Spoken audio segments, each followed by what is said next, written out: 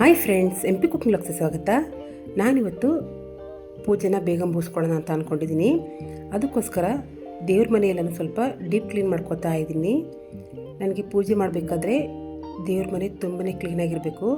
ಅದಕ್ಕೋಸ್ಕರ ಗೋಡೆ ಎಲ್ಲ ಕ್ಲೀನ್ ಮಾಡ್ಕೋತಾ ಇದ್ದೀನಿ. ಹಾಗೆ ಡೋರ್ನು ಕೂಡ ಕ್ಲೀನ್ ಮಾಡ್ಕೋತಾ ಇದ್ದೀನಿ. ನಾನು ಪೂಜೆ ಮಾಡಬೇಕು ಅಂತ ಅಂದ್ಕೊಂಡ್ರೆ ಸುಮಾರು ಒಂದು ಅರ್ಧ ದಿನವೇ ಬೇಕಾಗುತ್ತೆ, ಅಷ್ಟು ಕೆಲಸ ಇರುತ್ತೆ.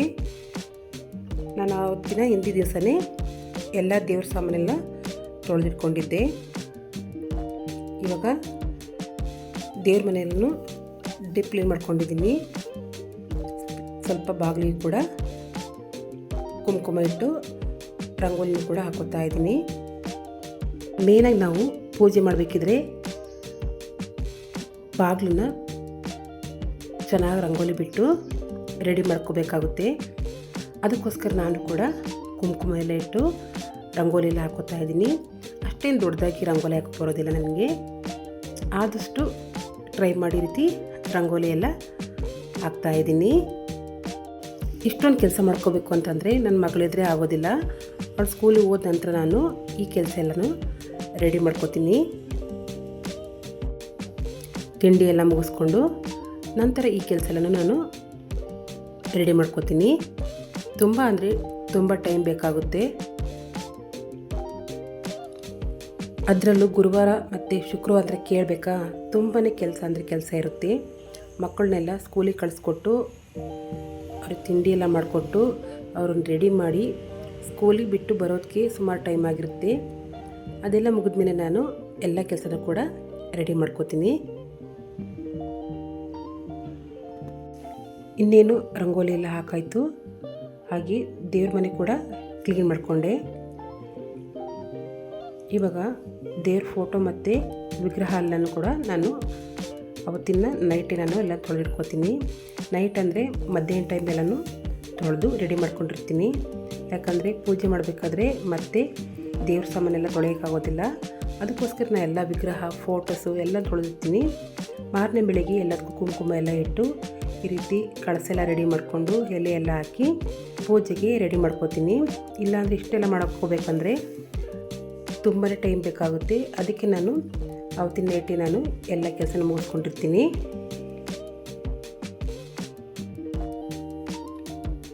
ಈ ರೀತಿ ಎಲ್ಲನೂ ಕೂಡ ರೆಡಿ ಮಾಡಿಕೊಂಡೆ.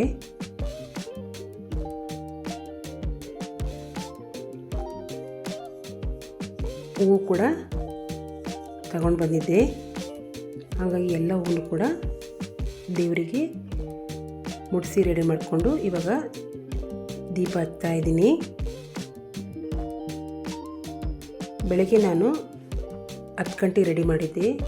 ಸುಮಾರು 12 ಗಂಟೆ 1 ಗಂಟೆ ಆಗಿತ್ತು ನಾನು ಪೂಜೆ ಮಾಡೋ ಹೊತ್ತಿಗೆ.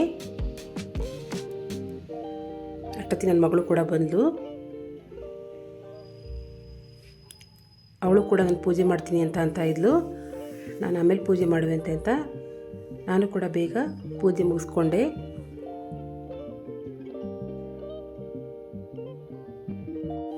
ಸಾಮಾನ್ಯವಾಗಿ ನಾನು ಗುರುವಾರನೇ ಆಗಿರಲಿ ಇಲ್ಲ ಶುಕ್ರವಾರನೇ ಆಗಿರಲಿ ನಾನು ದೇವರಿಗೆ ತುಪ್ಪ ಬತ್ತಿಗಳನ್ನ ಹಚ್ತೀನಿ.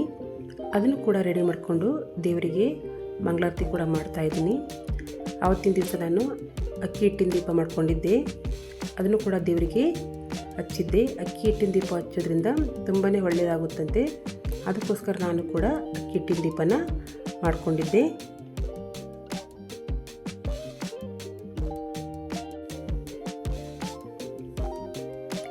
ಇನ್ನೇನು ಪೂಜೆ ಎಲ್ಲ ಮುಗಿಸ್ಕೊಂಡೆ. ನಾನು ಪೂಜೆ ಮುಗಿಸಿದ ಮೇಲೆ ಸ್ವಲ್ಪ ಶ್ಲೋಕನೂ ಕೂಡ ಬರಿತೀನಿ. ರಾಯರ ಶ್ಲೋಕನ ಬರಿತೀನಿ. ಅದನ್ನು ಕೂಡ ಈಗ ಬರೆದು ಮುಗಿಸ್ದೆ.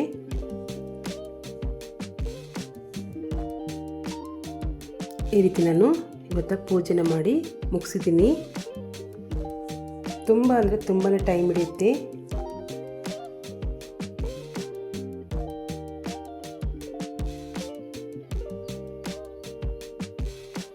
ದೇವ್ರನ್ನೆಲ್ಲ ತೊಳೆದು ಹಾಗೆ ದೇವ್ರ ಮನೆಯೆಲ್ಲ ಕ್ಲೀನ್ ಮಾಡಿಕೊಂಡು ತುಂಬ ಅಂದರೆ ತುಂಬಾ ಸಮಯ ಹಿಡಿಯುತ್ತೆ. ಅದಕ್ಕೋಸ್ಕರ ನನಗೆ ಶುಕ್ರವಾರ ತುಂಬಾ ಟೈಮ್ ಬೇಕಾಗುತ್ತೆ. ಎಲ್ಲರೂ ಕೂಡ ರೆಡಿ ಮಾಡಿಕೊಂಡು ಈ ರೀತಿ ಪೂಜೆನೂ ಮುಗಿಸಿದ್ದೀನಿ. ಹಾಗೆ ನನಗೆ ಪೂಜೆ ಮಾಡಬೇಕಿದ್ರೆ ರಾಯರ ಸಾಂಗ್ ಹಾಕೋದ್ರಿಂದ ಏನೋ ಒಂಥರ ಪಾಸಿಟಿವ್ ಎನರ್ಜಿ ಮನೆಯಲ್ಲಿರುತ್ತೆ. ಅವತ್ತಿನ ಸಂಜೆ ದಿವಸ ಅಮ್ಮ ಬೆರಕೆ ಸೊಪ್ಪು ತಂದು ಕೊಟ್ಟಿದ್ರು. ಇವಾಗ ನಮ್ಮ ಹಾಸನದಲ್ಲಿ ಇದೇ ಒಂದು ಸೀಸನ್ ಅಂತ ಹೇಳ್ಬೋದು.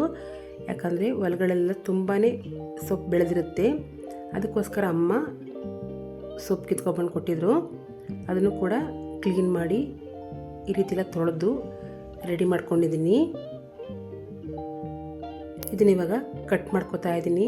ಜಾಸ್ತಿ ಸಣ್ಣ ಸಣ್ಣದಾಗಿ ಕಟ್ ಮಾಡ್ಕೊತಾ ಇಲ್ಲ, ಸ್ವಲ್ಪ ಸ್ವಲ್ಪ ದಪ್ಪದಾಗಿಯೇ ಕಟ್ ಮಾಡ್ಕೊತಾ ಇದ್ದೀನಿ.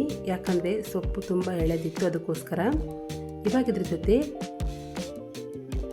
ತೊಗರಿಬೇಳೆ ಹಾಕೋತಾ ಇದ್ದೀನಿ. ಒಂದು 4 ಹಸಿಮೆಣಸಿನ್ಕಾಯಿ ಹಾಕ್ಕೊಂಡಿದ್ದೀನಿ. 1 ಟೊಮೊಟೊನ ಈ ರೀತಿ ಕಟ್ ಮಾಡಿ ಹಾಕ್ಕೊಂಡಿದ್ದೀನಿ. ರುಚಿಗೆ ತಕ್ಕಷ್ಟು ಉಪ್ಪನ್ನು ಕೂಡ ಸೇರಿಸ್ಕೊಂಡಿದ್ದೀನಿ. ಬೇಯಿಸೋಕ್ಕೆ ಸ್ವಲ್ಪ ನೀರು ಹಾಕ್ಕೊಂಡು ಈ ರೀತಿ ಮುಚ್ಚಳ ಹಾಕಿ ಬೇಯಿಸ್ಕೊತಾ ಇದ್ದೀನಿ. ಇದನ್ನೇನು ಒಂದೇ ಒಂದು ವಿಷಲ್ ತೆಗೋತಾ ಇದ್ದೀನಿ, ಜಾಸ್ತಿ ವಿಷಲ್ ತಗೊಳಕ್ಕೆ ಹೋಗೋದಿಲ್ಲ. ಈ ರೀತಿ ವಿಷಲ್ ಕೂಡ ಆಗಿದೆ. ಮುಚ್ಚಳ ಕೂಡ ತೆಗೆದಿದ್ದೀನಿ. ಸೊಪ್ಪು ಕೂಡ ಚೆನ್ನಾಗಿ ಬೆಂದಿದೆ. ಈ ರೀತಿ ಬೇಯಿಸ್ಕೊಂಡಿದ್ದೀನಿ. ಇವಾಗ ಖಾರಕ್ಕೆ ರೆಡಿ ಮಾಡ್ಕೊತಾ ಇದ್ದೀನಿ. ಒಂದು ಜಾರ್ಗೆ ಬೆಳ್ಳುಳ್ಳಿ ಹಾಕ್ಕೊಂಡಿದ್ದೀನಿ, ತೆಂಗಿನಕಾಯಿ ತುರಿ, ಹಾಗೆ ಕೊತ್ತಂಬರಿ ಸೊಪ್ಪನ್ನು ಹಾಕ್ಕೊಂಡು ಬೆಂದಿರೋಂಥ ಸೊಪ್ಪು ಹಾಕ್ಕೊಂಡು ಅದನ್ನು ಕೂಡ ರುಬ್ಕೊಂಡಿದ್ದೀನಿ. ಇದ್ರ ಜೊತೆ ಕಾಂಬಿನೇಷನ್ ಆಗಿ ಮುದ್ದೆನೂ ಕೂಡ ಮಾಡ್ಕೊಂಡಿದ್ದೆ. ಇವಾಗ ಇದನ್ನು ಒಗ್ಗರಣೆ ಕೊಟ್ಟು ರುಬ್ಬಿರೋಂಥ ಮಸಾಲೆ ಹಾಕ್ಕೊಂಡ್ರೆ ರುಚಿಕರವಾದಂತಹ ಬೆರಕೆ ಸೊಪ್ಪಿನ ಸಾಂಬಾರು ರೆಡಿಯಾಗುತ್ತೆ.